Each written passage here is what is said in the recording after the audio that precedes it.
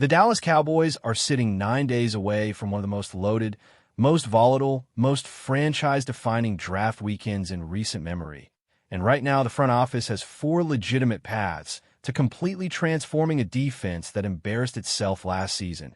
And if Jerry Jones misses even one of these windows, Cowboys Nation is going to feel it for years.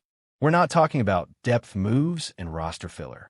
We are talking about a safety nobody connected to Dallas until one of the sharpest minds in the entire scouting industry dropped his name at pick 12. We are talking about a veteran pass rusher with a 4-year body of work that puts him in elite company, sitting available right now for pocket change. We are talking about a 2-time All-Pro cornerback from a division rival who could be wearing the star before this week is out. And we're talking about a blockbuster trade-up targeting one of 2 Ohio State defenders who would immediately become the most important defensive additions this franchise has made since the world found out what Micah Parsons was capable of. This is Cowboys Reality Check. And if you're not subscribed yet, do it right now. Tap that bell, drop a like on this video, and leave your take in the comments because the conversation we're about to have is one that every single person inside this fan base needs to be part of. Pittsburgh is 9 days out. Let's get into it. Start with a name that nobody had circled and nobody saw coming until NFL Network's Daniel Jeremiah stepped onto the Joel Klatt show and placed Dylan Teeman from Oregon directly into the first-round conversation at pick 12 for Dallas. When Jeremiah speaks on a prospect, the league does not just casually nod and move on. Front offices stop. Scouts pull up their notes. General managers pick up the phone. Jeremiah is not someone who floats names carelessly, and this was not a throwaway mention buried inside a mock draft that nobody outside a small corner of the internet actually reads. It was a direct, deliberate statement from one of the most credible draft analysts working in professional football today, and the connection between Teeman and Dallas runs significantly deeper than just positional fit on a depth chart. Former Oregon defensive coordinator Tosh Lupoy coached Teeman during his time with the Ducks, and during Lupoy's years at Alabama from 2014 through 2018, he worked shoulder to shoulder with the man who currently serves as Dallas's defensive backs coach, Derek Ansley. That kind of relationship inside a coaching tree matters more than most people outside of front offices realize. When an organization is evaluating a prospect, the endorsement of someone who has seen that player every single day in a practice setting, someone who is trusted by people already inside your building, carries a weight that no scouting report alone can replicate. The Cowboys would not be picking Teeman blindly. They would be picking him with institutional knowledge backing the decision at every level. So who is Dylan Teeman, and why does Jeremiah's projection actually hold up under real scrutiny? He is the consensus second-best safety in this entire draft class. And in any year that does not feature a generational talent like Caleb Downs at the top of the position, he would be the name every front office was maneuvering to acquire. His tape from his time at both Purdue and Oregon reveals a player operating with elite closing speed, genuine range from sideline to sideline, and instincts that only develop in players who are consistently processing information faster than the game moves around them. The analytical community that tracks next-level projection metrics has consistently graded Teeman in the top tier of this class when it comes to zone awareness, pre-snap diagnosis, and the ability to erase throws that quarterbacks believe are open until the moment the ball leaves their hand. When he arrived at the Combine, he did not just confirm what the film already suggested. He validated every take that had been building across an entire college career spent performing at a high level week after week in 2 different Power 5 environments. Christian Parker is constructing a Dallas defense built around exactly this kind of chess piece defensive back, a player who can impact the game from multiple alignments, who reads the quarterback instead of reacting to him after the fact, and who provides the scheme versatility that allows a coordinator to build creative packages rather than simply plug in a starter and cross his fingers. Teeman checks every single one of those requirements simultaneously. The concern that could push him past Dallas at 12 is the same historical bias that has cost elite safeties on draft board for the better part of a decade. The NFL does not compensate the position at the same rate it values cornerbacks and edge rushers, And that financial calculation bleeds directly into first-round draft positioning in ways that have pushed blue-chip players down boards they had no business sliding down. Kyle Hamilton fell to the Ravens at pick 14 in 2022 despite being widely regarded as the best player in that draft class regardless of position. Derwin James fell to the Chargers at pick 17 in 2018 for the exact same reason. Both of those players went on to become cornerstone defensive talents for their franchises, and both of them were gifts to the teams that recognized the positional bias for what it was. Teeman may face that same ceiling, which is precisely what creates the opening for a Cowboys organization that knows it needs a defensive backbone and is willing to look past the historical discount. There is one variable that deserves honest attention before anyone treats this projection as a certainty. Teeman has not yet completed a top 30 visit with Dallas, and the history of how this organization approaches draft selections reveals a strong and consistent preference for bringing players to the star before draft weekend, for looking them in the eye, evaluating them in person, and building a direct scouting relationship that goes beyond what any interview room or combined workout provides. With 9 days remaining before picks are turned in, the window to complete that visit is closing fast. It is not automatically disqualifying if it does not happen, but it is a real variable that anyone tracking this connection should be watching carefully between now and draft night. If that visit gets done in the next 72 hours, this projection shifts from credible to compelling almost immediately. Now shift to the free agency market and the pass rusher sitting right in front of Dallas that has been almost entirely absent from mainstream roster conversations. Hassan Reddick is available. Hassan Reddick, the edge player who spent 4 consecutive seasons as one of the most destructive pass rushers in the entire league, is sitting in free agency right now at a projected price point around $5 million. From 2020 through 2023, Reddick produced double-digit sacks in every single season, accumulating 50.5 sacks across that 4-year stretch while operating in 3 different systems under 3 different coaching staffs.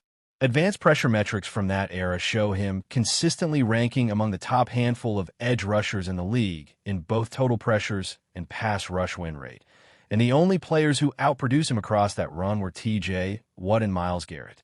That is the company he kept. That is the standard he maintained across 4 years of professional football. And right now, a franchise can bring him in for approximately $5 million because the market has made up its mind about the decline and is pricing him accordingly. The decline is real, and dismissing it would be dishonest. A contract dispute with the Jets in 2024 limited him to 10 games and produced only 1 sack. And while the circumstances around that situation involve factors beyond pure performance, the production was not there regardless of the reason. The following season in Tampa Bay brought knee and ankle injuries that restricted his availability and efficiency, resulting in 2.5 sacks across 13 games. Teams around the league have recalibrated. Nobody is projecting him as the primary engine of a pass rush anymore. The consensus has moved him into the situational, rotational category, and his market has cooled significantly as a result. For many organizations, that recalibration is the end of the conversation. For Dallas, it is where the opportunity begins. The Cowboys finished last season with 35 team sacks, one of the lowest totals in the entire league, while surrendering a franchise record 30.1 points per game. The defense was not simply underperforming by this organization's historical standards. It was broken, and the absence of consistent pass rush pressure was a foundational part of why. When an edge rusher cannot get home, linebackers hold coverage longer, safeties are forced into uncomfortable positions, and quarterbacks operate with the kind of comfort that turns average offenses into efficient scoring machines. $5 million to add a player with Reddick's peak production history is not extravagant. It is a calculated investment in fixing the most damaging structural flaw on this roster at a price that carries essentially zero long-term financial risk. In Christian Parker's system, the role would be explicitly defined.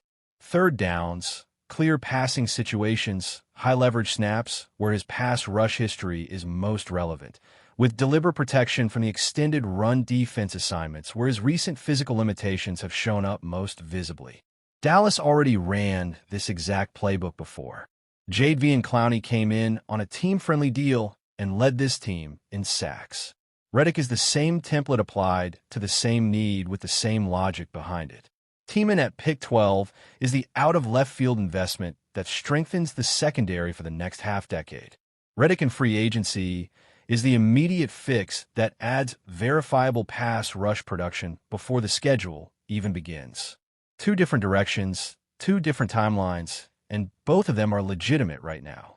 Drop your answer in the comments and tell this community which move matters more for Dallas heading into Pittsburgh. And if you believe the answer is both, share this video, because what comes next involves a two-time All-Pro cornerback from a division rival who might be available for the price of fourth-round selection. And this one is going to split Cowboys Nation right down the middle. Baltimore has Marlon Humphrey available for trade, and the framework connecting him to Dallas has been constructed in detail, with Pro Football Focus identifying Humphrey as the Ravens' most movable high-value asset as draft weekend approaches. The structure is simple. Dallas sends pick 118 and pick 180 to Baltimore and gets back a player who has earned 4 Pro Bowl selections, claimed first-team All-Pro honors twice, and has spent his entire professional career developing the kind of technical cornerback craft that most players in this league spend a decade chasing and never actually reach. A 4th-rounder and a 5th-rounder for that resume demands serious consideration from any roster carrying real questions at cornerback. And the Cowboys are carrying exactly those questions right now. Trayvon Diggs is gone. Kyer Elam is gone. Darren Bland is still deep in the rehabilitation process following a second-foot surgery with no firm timeline attached to his return and no guarantee about what his game looks like once he comes back. Kobe Durant was added to the room, but the depth chart behind him consists of players who have not yet proven they can win consistently at this level. The cornerback situation behind what Dallas projects as its top options leaves the secondary genuinely exposed against the caliber of wide receivers and quarterbacks this team will face in a full 17-game regular season schedule. Humphrey does not simply patch a hole in the rotation. He walks into the building and makes everyone around him operate at a higher standard because he has played 131 career games, started 113 of them, and has spent the better part of a decade studying the position at the highest possible level. His 2024 season made the analytical case as clearly as any single season could. 67 tackles, 6 interceptions, his first career defensive touchdown, and a first-team All-Pro selection in what was arguably the finest individual campaign of his professional life. Tracking data from that season showed him allowing contested catches at one of the lowest rates among qualified cornerbacks in the league, and his ability to flip his hips and run with receivers vertically showed no meaningful decline from the elite athleticism he demonstrated when he entered the league. The scheme fit is not speculative either. He spent more than 660 of his 1,000 defensive snaps in 2024 operating from the nickel position, which means his slot experience is real, documented, and directly applicable to what Christian Parker wants to build in this defense. Parker has been consistent about wanting defensive backs who move between positions fluently, who execute zone coverage from multiple alignments, and who bring the football intelligence that allows a coordinator to draw up creative coverages with confidence that the players will execute them correctly under pressure. Humphrey delivers every single one of those things. The 2025 performance complicates the picture, and any honest evaluation of this proposal has to sit with that complication. He allowed 920 total yards in coverage last season, one of the worst figures recorded among cornerbacks league-wide, and the gap between his 2024 production and his 2025 output was large enough to be genuinely concerning rather than dismissible as a small sample variance. He will turn 30 before this upcoming season kicks off. The questions about whether that 2025 season represents the beginning of a real decline curve or an injury-influenced anomaly are legitimate, and Dallas has to answer them to its own satisfaction before making any commitments. What the organization has to weigh against those concerns is this: a 4th-rounder and a fifth-rounder for a two-time All-Pro cornerback with genuine slot versatility, championship-level experience, and the kind of professional standard that elevates the players around him is a price point that almost never becomes available for a player of his caliber. The Cowboys have to decide whether the risk is worth the opportunity, and they have to decide quickly. The biggest move available, the one with the highest ceiling and the most significant potential impact on the long-term trajectory of this franchise, is a trade-up scenario that has Dallas identified as the most likely team in the entire NFL to package picks and move up in the first round to target one of two Ohio State defenders. Caleb Downs and Sonny Styles are both projected to come off the board before the Cowboys hold their selection at 12, and if either one were to somehow still be available at that spot, the pick would be made before the clock even began to run down. But the real conversation is about finding a trade partner in the 7 to 10 range and spending whatever capital it takes to get in position to select one of them. Ohio State is on pace to place 4 players in the first 10 picks of this draft, which explains precisely why Styles and Downs are almost certainly unavailable by the time Dallas is on the clock at 12 under normal circumstances. The Cowboys hold pick 20 as their primary trade asset, and that selection combined with additional picks creates a legitimate package to move up into the window where one of these two players is still on the board. The analysis supporting this move is rooted in a straightforward and uncomfortable reality. Dallas averaged 27.7 points per game on offense last season with Dak Prescott operating at a high level behind a productive skill group, and the team still finished 7-9-1 because the defense gave back everything the offense created and then some. Scoring 27 points a game should win you football games consistently in this league. It did not in Dallas last year because the defense was historically bad, and no amount of scheme adjustment or coaching change fixes that problem without elite talent on the field executing at the level this organization demands. Styles and Downs represent different solutions to that same foundational problem.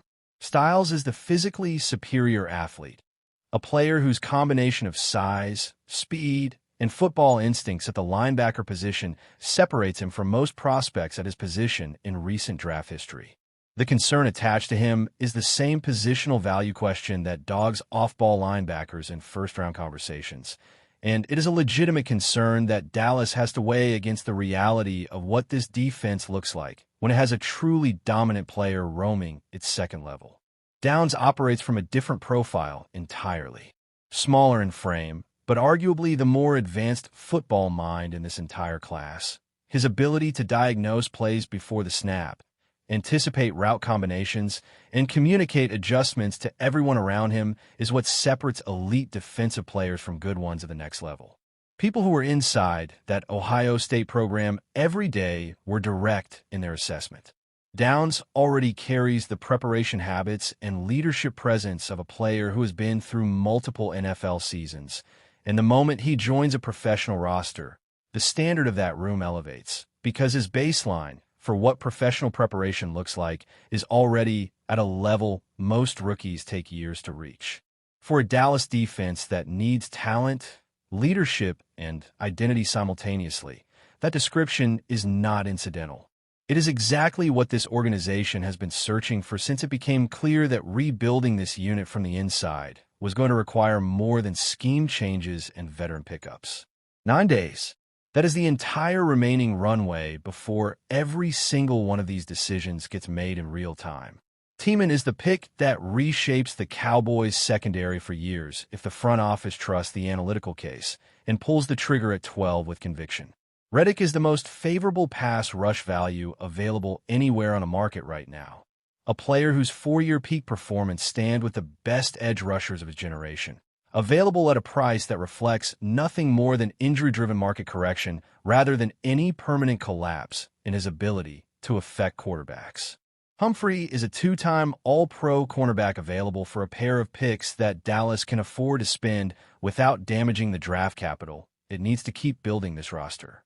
Trading up for Downs or Styles is the kind of aggressive, franchise-altering move that winning organizations make when the talent is rare, the window is real, and they understand that hesitation at this level costs more than any package of picks ever could.